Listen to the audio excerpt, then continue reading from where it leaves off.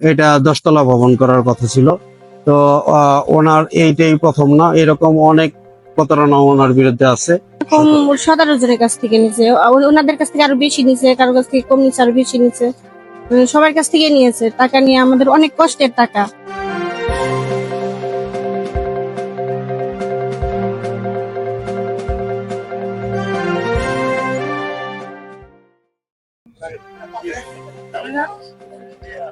পিছনে পড়ে আছি, একটা প্রতারক চক্রের পিছনে পড়ে আছি। তো তাদের সাথে আমরা দীর্ঘদিন মিটিংও করছি, বিভিন্ন এলাকার মুরব্বী নিয়ে আমরা সমাধানের অনেক চেষ্টা করছি, কিন্তু কোনোভাবে কোনো অবস্থায় তাদেরকে আমাদের এই কাজের স্বার্থে কোনো কিছু করাইতে পারি নাই। প্রতারক চক্রের নাম নেই। হ্যাঁ, মঞ্জিল বিল্ডার্স, চেয়ারম্যান নাজমুল আরিফিন, উনি মান্নান ডিগ্রি কলেজের রানিং প্রফেসর।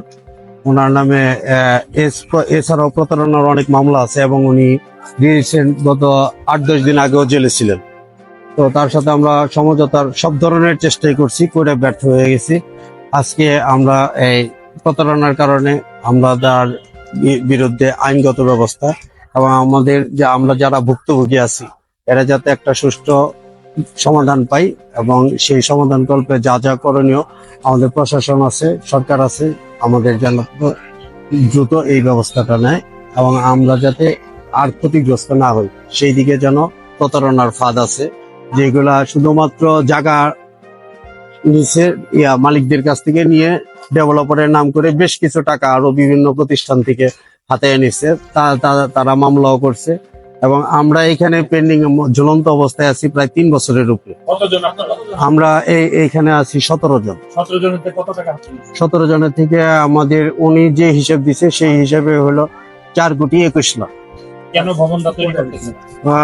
উনি বলতেছে যে ওনার আরো পার্টনার ছিল, আদৌ জানি না। মঞ্জিল বিল্ডার্স এর ব্যক্তিগত এই ভবনটার নাম আমিন নিবাস। আমিন নিবাসের চেয়ারম্যান নাজমুল আরিফিন, ওনার একক ক্ষমতা এবং ওনাকে এককভাবে দেখে আমরা টাকাটা দিছি। ওনার বাবা দীর্ঘদিন চেয়ারম্যান ছিল, পরে জানতে পারি যে ওনারা নাকি আমাদের যখন টাকা টোকা দেওয়া শেষ, নাজমুল আরিফিনের অরিজিনাল বাড়ি হলো ধামরাইতে। কততলা ভবন করা? এটা 10 তলা ভবন করার কথা ছিল। তো ওনার এইটাই প্রথম না, এরকম অনেক প্রতারণা ওনার বিরুদ্ধে আছে। 17 জনের কাছ থেকে নিছে, ওনাদের কাছ থেকে আরো বেশি নিছে, কারো কাছ থেকে কম নিছে, আরো বেশি নিছে, সবার কাছ থেকে নিয়েছে। টাকা নিয়ে আমাদের অনেক কষ্টের টাকা, আমাদের অনেক কষ্টের টাকা, অনেক পরিশ্রমের টাকা। কেউ প্রবাসে থাকে, কেউ দেশে থাকে, কেউ গার্মেন্টস ইন্ডাস্ট্রিতে জব করে, অনেক কষ্ট করে মানে জমানো টাকা দিয়ে কেউ ফ্ল্যাট কিনতে গেছে, কিন্তু সেই টাকা ওনারা আত্মসাৎ করে পালিয়ে গেছেন। এখন আমরা চাই এর সুষ্ঠু বিচার, যাতে আমাদের কষ্টের, হ্যাঁ, এর জন্য আমরা মানববন্ধন দাঁড়াইছি, যে আমাদের যাতে আমরা ভুক্তভোগী আছি, যাদের আমাদের সহযোগিতা করতে পারে সবাই। আমরা সরকারের কাছে আবেদন চাই যে আমাদের সুষ্ঠু বিচারটা হোক। আমি একজন প্রবাসী। আমি এখানে একটা বিল্ডিং হচ্ছে, আপনারা দেখতে পাচ্ছেন এই জায়গার ভিতরে, এটা মঞ্জিল বিল্ডার্স, মালিক হচ্ছে নাজমুল আরিফ। উনি, আমরা এখানে 10 তলা বিল্ডিং 4 ইউনিটের, আমরা এখানে প্রায় 17 জন ভুক্তভোগী এই জায়গা টাকা আমরা পেমেন্ট করছি, প্রায় 4 কোটি টাকার উপরে। ওনারা 2022 ডিসেম্বরে আমাদেরকে বিল্ডিংটা বুঝাই দেওয়ার কথা, কিন্তু আমাদেরকে বুঝাই দিচ্ছে না, কাজ স্টপ করে রাখছে।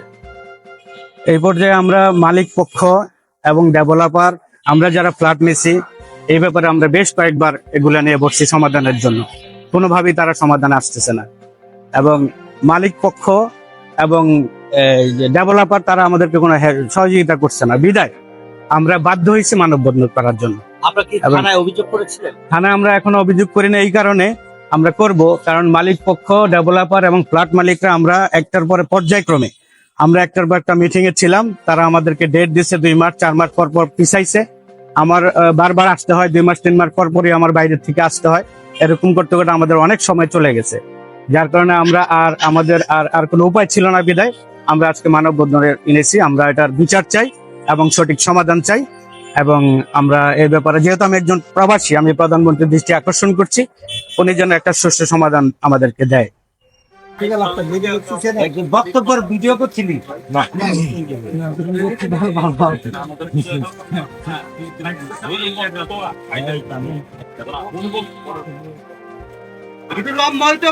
জমিটা নিয়ে ঝামেলাই, জমির মালিক তো আপনি মনে কয় শতাংশ পান? আমি হলো 5% 24 কত পার্সেন্টে তারা এই যে ডেভেলপার করতে দিচ্ছে? 38%। আমাদের 38%, ওদের 62। এখানে জায়গা কতটুকু? জায়গা হইলো আমাদের 1.16। আপনার কত? আমার হইলো 19। কি কারণে উনি যে ডেভেলপ করতেছে না, ভবনটা তৈরি করতেছে, এদিকে জানতে পারি। এখন হইলো কি, উনি আমরা সাথে থেকেও কাজ করছি, ওনার জমিনটা বিক্রি করছে আমরা জানি না। আমরা মনে করছি ভবন উঠতেছে যাইতেছে, হইতেছে উঠবে। আমিও নিজের ভুক্তভোগী, আমি 2টা ফ্ল্যাট কিনছি এখানে। কত টাকা দিয়ে? আমি 50 লাখ টাকা দিয়েছি, আর ওখানে 19 লাখ টাকার একটা রিসিভ আছে, উনি আমার এটা অস্বীকার। আমার কাছে স্লিপ আছে। ভবনটা তৈরি করতেছে না কি কারণ? ওনার কাছে একজন ভাই গেছে গা, যে নাকি এমডি, যারা উনি এমডি বানাইছে, উনি পলায় গেছে এখান থেকে, আর টাকা পয়সা লিয়া। উনি বলতেছে এটা, ওনার বক্তব্য এটা। উনি কিন্তু এই বিল্ডিং এ, এই যে আমরা যে বিল্ডিং এ থাকি, এই বিল্ডিং এ উনি 4 তলায় থাকে। আমার বাসা অন্তত 5-7 বার মিটিং করছি। ওনার বাসা এখানে, ওনারা ডাকে না। আপনার নামটা কি জানেন? আমার নাম রশিদ মেম্বার।